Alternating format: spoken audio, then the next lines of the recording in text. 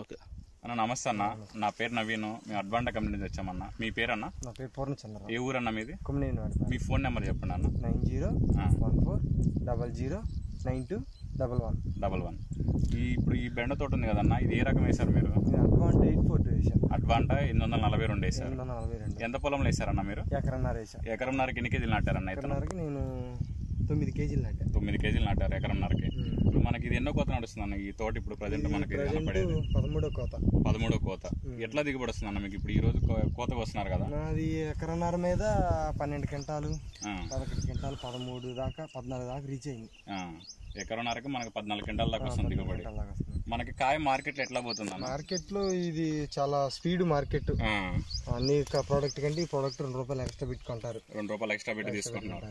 కాయ ఎట్లుందన్న? సన్నగా నాజుగ్గా బాగుంటది. ఇప్పుడు మన కూలీలకైనా చట్టా కొయ్యడానికి కూడా బాగా స్పీడ్ గా బాగుంటుంది. తెంపడానికి కూడా బాగుంటుంది. కాయ బరువు ఎట్లా దిగుతుందన్న?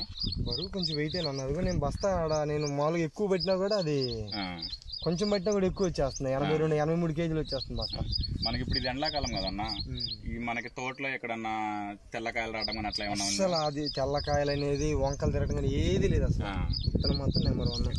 నీకు 4వ కోత నుంచి మనకి కాయలు కూడా నీట్ గా తొడలు ఇరగకుండా బాగా నీట్ గా ఉంటాయి.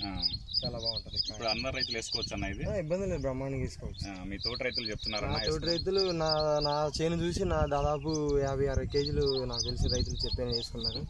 ఇంకా కింటా కావాలన్న రోజు అడుగుతారు.